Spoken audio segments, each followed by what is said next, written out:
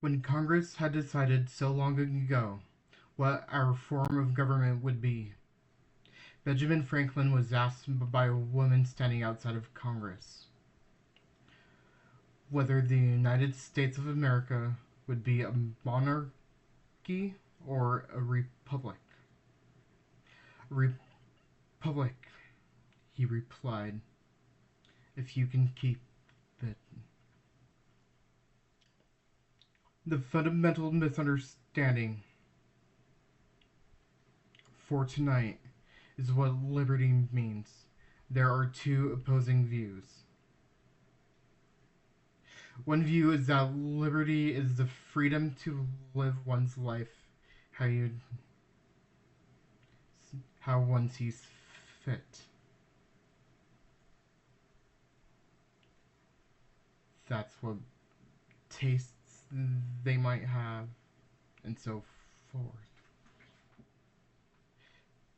This goes back to the concept of self-love.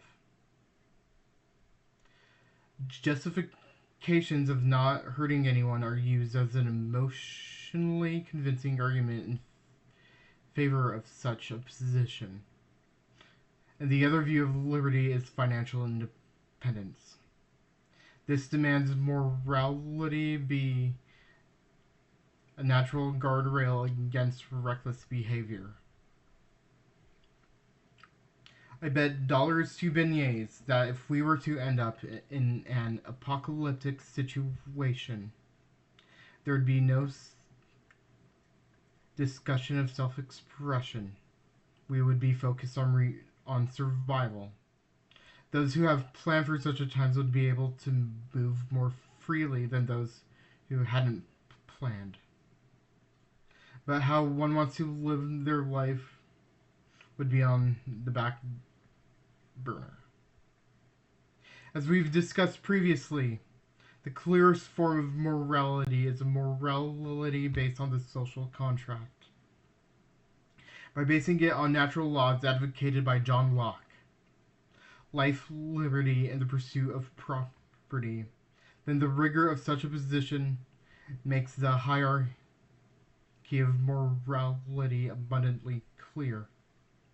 It's as if you're seeing a blended monochrome scale, but as you turn the knob, you see the gray fade is made of cross-hatched lines that remain black and white. Now it's abundantly clear to me that as a general rule, political violence should never be on the table. Any violence that is on the table,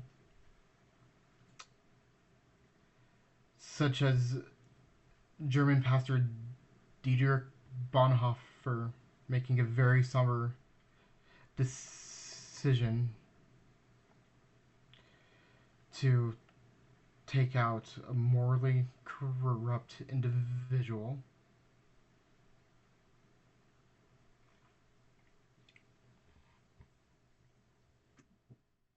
Is just that very sobering decision. It should never be taken lightly, and it should always be based on something that's inarguably immoral, demanding to be stopped.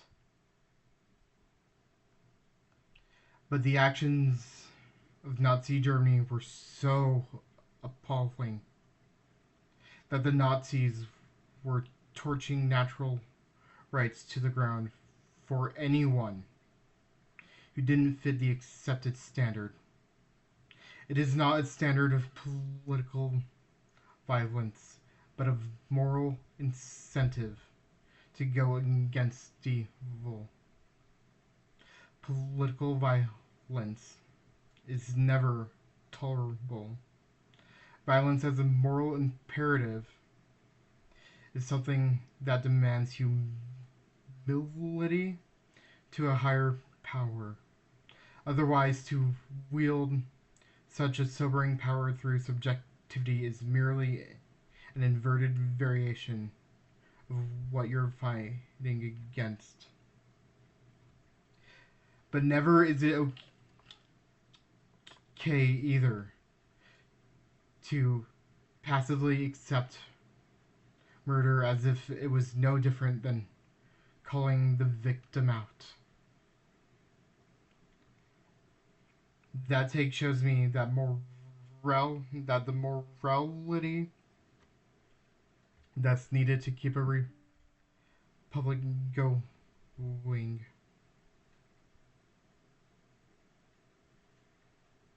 are largely absent. A republic is a democracy that has the citizens grant voting power to elected officials. Allow me to paraphrase a quote to make my point clear. Democracy is a family of cannibals bickering over which victim they want to eat for dinner. A republic is Mulder and Scully's Glock 23s putting in the victim's vote. What a republic is not is a use of pretty words to mask the decadent glee of the majority's tyranny. Now, free speech is a right to debate and battle ideas, even through satire. That is agreeable even with opposing views. You can talk about how something made you feel, even use mockery and poorly timed jokes at intentionally the wrong time.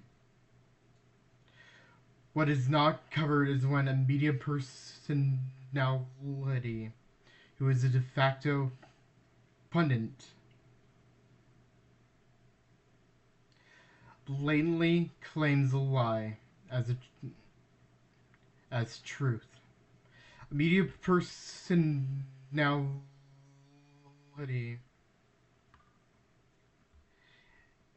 is in an extremely high position socially. And with such a high position comes a responsibility to speak truth. As such, the responsibility is a forfeit to an extent of free speech. If we keep ignoring the responsibility that comes with liberty, if we keep abusing it, then we do not deserve it.